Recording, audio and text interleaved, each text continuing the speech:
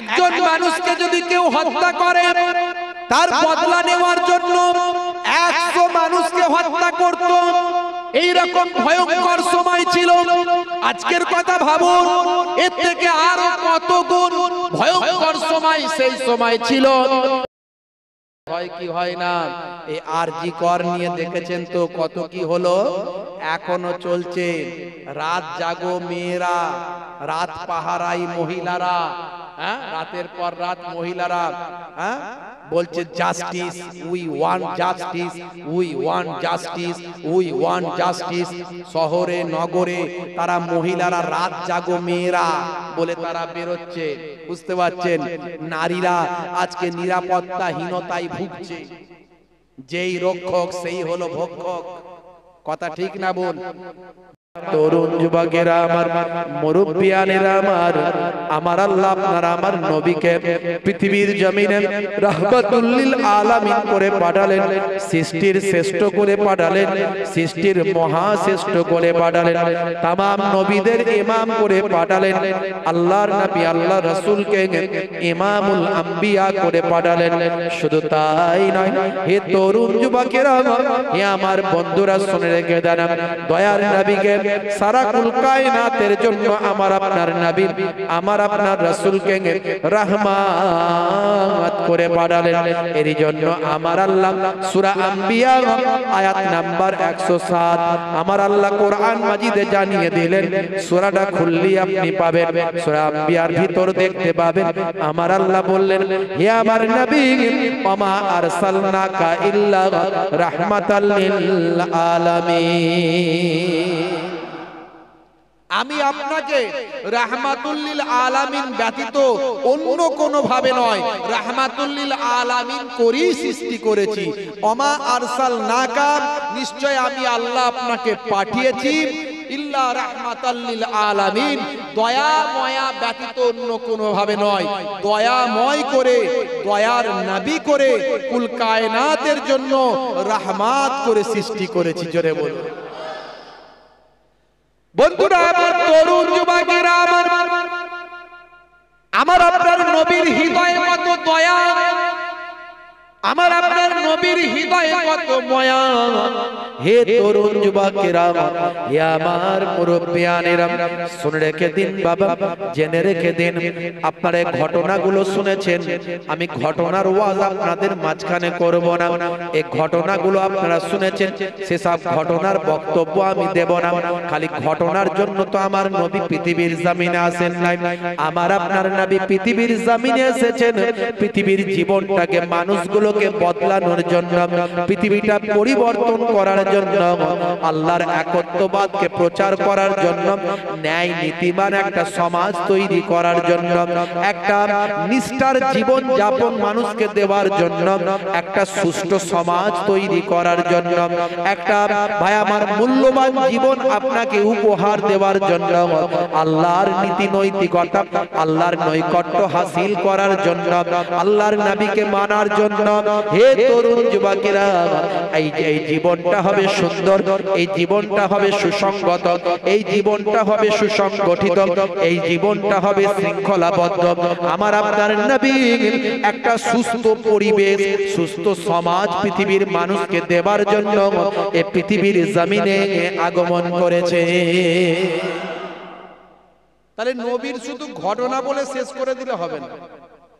আল্লাহর নবী হাই হরিণ নবীর সঙ্গে কথা বলেছে, গাছ কথা বলেছে, আপনার সাপে কথা বলেছে, আল্লাহর নবীর এই সব ঘটনার কথা বলে আমি শুধু শেষ করে দিয়ে চলে গেলাম। আপনি বললেন মাশাআল্লাহ, কিন্তু এখান থেকে কি শিখলাম, কি নিলাম, কাল থেকে নিজেদের জীবনে কি পরিবর্তন ঘটাবো? নবীজির আলোচনা শুনলে আমাদের তো কিছু পরিবর্তনের দরকার। কি পরিবর্তন আনবো? হে তরুণ যুবকেরা, হে আমার বন্ধুরা, শুনে রেখে দিন বাবা, জেনে রেখে দেন, আপনার আমার নবী, আপনার আমার পয়গম্বর, দয়ার নবী রাহমাতুল লিল আলামিন একটা সুন্দর জীবন যাপন দেওয়ার জন্য পৃথিবীর জমিনে আগমন করলেন। যেদিনে পৃথিবীর জমিনে এলেন, হে তরুণ যুবকেরা, আইয়ামে জাহিলিয়াতের কারণে মানুষ জাহিলিয়াত অন্ধকারাচ্ছন্ন সমাজ ব্যবস্থার থাকার কারণে যে সময় মাইট ইসরাইল যোদ্ধার মূল্য এমন কোন অন্যায় ছিল না যা মানুষ সে সময় করে না। একজন পুরুষ অসংখ্য নারীতে আসক্ত, একজন নারী অসংখ্য পুরুষে আসক্ত। সন্তান পিতার উপর খবরদারি করে, পিতা সন্তানের উপর খবরদারি করে। স্ত্রী ভাই আমার স্বামীকে মানে না, স্বামী স্ত্রীকে মানে না। ছোট বড়কে সম্মান করে না, বড় ছোটকে স্নেহ করে না। নারী পুরুষের মধ্যে অবাধ বিচরণ ছিল।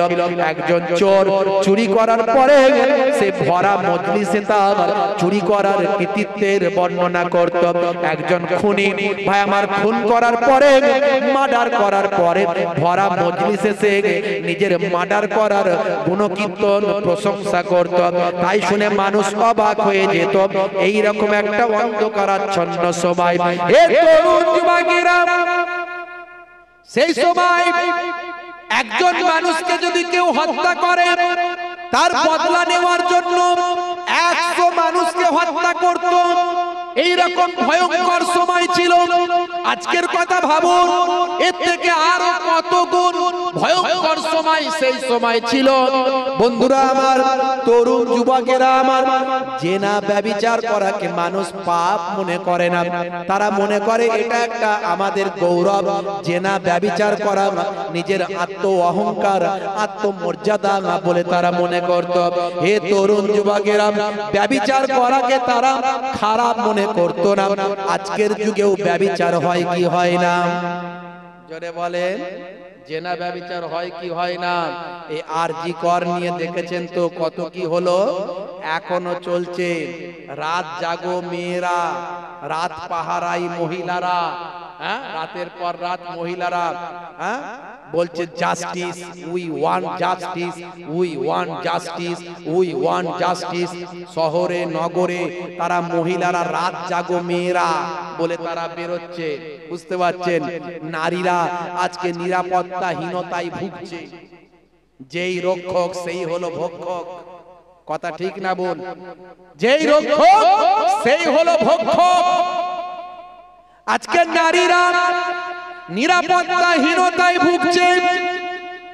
হে তরুণ যুবকেরা, আজকে সমাজের বুকে আইন শৃঙ্খলার অবনতি ঘটেছে। আজকে দোষী ঠিক মতো শাস্তি পায় না। সব ব্যাকডোর দিয়ে যদি মারা হয়, পেছন দিক থেকে যদি ভালো মোটা, বুঝতে পারছেন তো মোটা মানে কি, মালকড়ি, পেছন দিক থেকে যদি মারা হয় মানে দেওয়া হয়, সব ফাইসালা ঠিক হয়ে যাবে। কথা ঠিক না বল? নিরীহ মানুষ, গরিব মানুষ শাস্তি পায়, আর ওপর তলার লোকেরা পয়সা দিয়ে সব ম্যানেজ করে নেয়। কথা ঠিক না বল? আইন শৃঙ্খলার অবনতি ঘটেছে।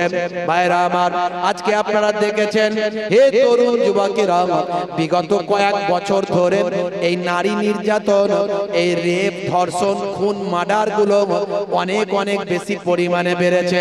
আপনাদের মনে আছে ছোট্ট আসিফার কথা? 7 বছরের সেই ভাই আমার ছোট্ট আসিফা কাঠুয়া, ভাই আমার সে আসিফার কথা, যাযাবর সম্প্রদায়ের সে ছোট্ট মেয়েটা, যার আগের দিনে মোটরসাইকেলে চাপা ভিডিওটা ভাইরাল হয়েছিল। কি সুন্দর সে গজল বলেছিল, কি সুন্দর সে নাচ গেয়েছিল, সেটা তার ভাইরাল হয়েছিল। 6 বছরের মাত্র একটা ছোট্ট শিশু, মায়ামার, তার নাম হলো আসিফা। তাকে একটা ধর্মস্থানে, আপনারা জানেন কোন ধর্মের বিরুদ্ধে আমরা নয়, সমস্ত ধর্মকে ইসলাম সম্মান করতে শিখিয়েছে। শিখিয়েছে। ইসলাম বলেছে, হে দুনিয়ার মানুষ শোনো, তুমি অন্যের ধর্মকে খারাপ বলবে না। অন্যের ধর্মকে তুমি যদি খারাপ বলো, তাহলে সেও তো তোমার ধর্মকে খারাপ বলবে। কখনো কারো ধর্মকে ছোট করবে না, কখনো কোনো অন্য ধর্মের মানুষকে অসম্মান করবে না। আল্লাহর নবী সমস্ত মানুষকে সম্মান দিতে শিখিয়েছেন। মনে রাখবেন, ইসলাম বলেছে রক্তের সম্পর্কে সারা বিশ্বের মানুষ একে অপরের ভাই। এটাই ইসলামের আদর্শ, ইসলামের বিউটি, ইসলামের সৌন্দর্য।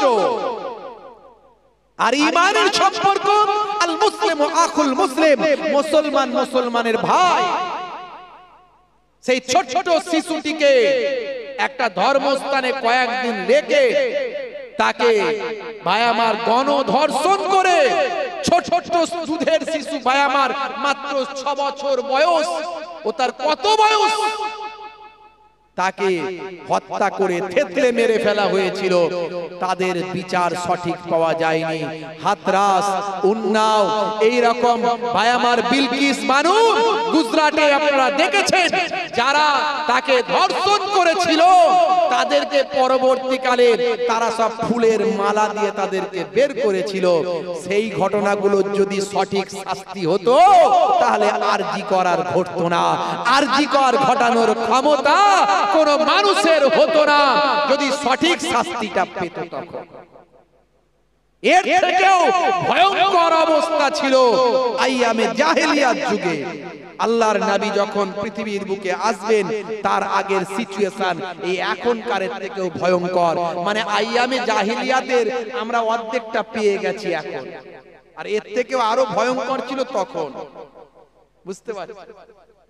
সেই সময় সমাজটা একেবারে অরাজকতায় বিছানো ছিল।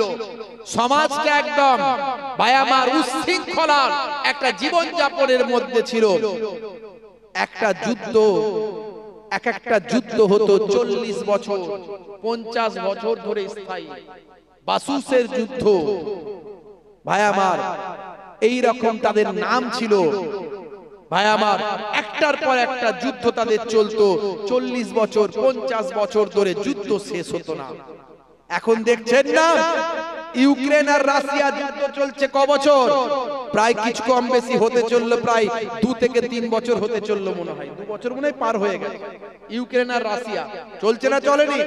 তাহলে আইয়ামে জাহিলিয়াতের অর্ধেকটা পাচ্ছেন তো, মিলে যাচ্ছে তো। এই যে চলছে দেখবেন আপনার ফিলিস্তিনের নিরীহ মানুষ, নিরীহ মানুষ ভাই আমার, তাদের একটা সংগঠন আছে, স্বাধীনতাকামী সংগঠন। যেমন ইংরেজদের সঙ্গে লড়াই করেছিল আমাদের ভারতবর্ষের স্বাধীনতাকামী সংগঠন বিপ্লবীরা, তারা এই ফিলিস্তিনের উপরে ভাই আমার অযাচিত অন্যায় ভাবে জবরদখল করছে, তাদের জায়গা হরণ করছে ইসরায়েল। এর বিরুদ্ধে তারা প্রতিরোধ করছে এই স্বাধীনতাকামী সংগঠন। ভাই আমার সেই সংগঠনকে ধ্বংস করার নাম করে ইতিমধ্যে প্রায় 45,000 মানুষকে তারা শহীদ করে দিয়েছে। তাহলে যুদ্ধ চলছে প্রায় 1 বছর হয়ে গেল, কিছু কম বেশি 1 বছর পার হয়ে গেল। সেই আইয়ামে জাহিলিয়াতের অর্ধেকটা আপনি পেয়ে যাচ্ছেন এখনই। তখনও যুদ্ধ হতো 40 বছর 50 বছর ধরে, যুদ্ধ বন্ধ হতো না। মুসলমান সব ঈমান ধ্বংস হয়ে গিয়েছিল। মনে রাখবেন, মুসলমান শুধু আমাদের নবীর থেকে নয়, এটা ভুল ধারণা, তারা জানে না। ভাইরা আমার, তরুণ যুবকেরা আমার, মুসলমান এসেছে হযরতে আদম নবীর জামানা থেকে। আদম নবী নিজেও একজন মুসলিম ছিলেন, জোরে বলুন সুবহানাল্লাহ। ইব্রাহিম নবী মুসলিম ছিলেন। ইব্রাহিম নবীর পর থেকে ইহুদি নাসারারা ভাগ হয়েছে। বুঝতে পারছেন বাপেরা আমার, তরুণ যুবকেরা আমার, ঈসা নবীকে একদল মেরে ফেলতে চায়। যারা মেরে ফেলতে চায় তারা হলো ইহুদি, আর ঈসা নবীকে যারা বাঁচাতে চায় তারা হলো নাসারা। বুঝতে পারছেন? এই ঘটনা অনেক লম্বা, আমি অনেক বলেছি, ইন্টারনেটে আছে দেখবেন। বন্ধুরা আমার, কিন্তু সব নবীরা, সব পয়গম্বররা সব ছিলেন মুসলিম। কোরআন মাজিদ খুলবেন, অনেক আয়াত আপনি পেয়ে যাবেন। হে তরুণ যুবকেরা, হে আমার বন্ধুরা, শুনে রেখে দিন বাবা, জেনে রেখে দেন। হে মুসলমান, একটু লক্ষ্য করুন, আপনারা আমার নবী পৃথিবীর জমিনে আসবেন যেদিন, সেদিনটা কি হয়েছিল একটুখানি শুনুন বাবা। আমার আল্লাহ মক্কার মানুষদের, আরবের মানুষদের অন্যায় অত্যাচার, পাপাচার, লোকাচারের সমস্ত মেরে নেওয়া, কেড়ে নেওয়া, মাইট ইজ রাইট, জোর মূল্য তার, ধর্ষণ, খুন, রাহাজানি, অন্যায় অত্যাচার, অবিচারে আমার আল্লাহ অসন্তুষ্ট হয়েছিলেন। অসন্তুষ্ট হওয়ার কারণে দীর্ঘদিন ধরে আমার আল্লাহ আসমানে রহমতের দরজায় তালা মেরে দিয়েছিলেন। দীর্ঘ বছরের পর বছর ধরে আল্লাহর আসমান থেকে এক ফোঁটা রহমতের পানি জমিনে বর্ষণ হয় না। আমার আল্লাহ নারাজ হয়ে গিয়ে পানি বন্ধ করে দিয়েছিলেন। দীর্ঘদিন ধরে পানি হয়নি। মাঝে মাঝে দেখবেন আমাদের উপরে গজব আসছে, আসছে না আসেনি? করোনা এসেছিল তো, হ্যাঁ করোনা এসেছিল না আসেনি? আরে গজব। আবার আল্লাহ কখন কি পাঠিয়ে দেবেন কোনো ঠিক নাই। আমরা যদি আল্লাহ ভুলে যাই, আমাদের উপর আল্লাহ গজব দেবেন। বন্যা একটা গজব, ভূমিকম্প, ঝড়, সাইক্লোন, এগুলো সব এক একটা গজব, আল্লাহর গজব।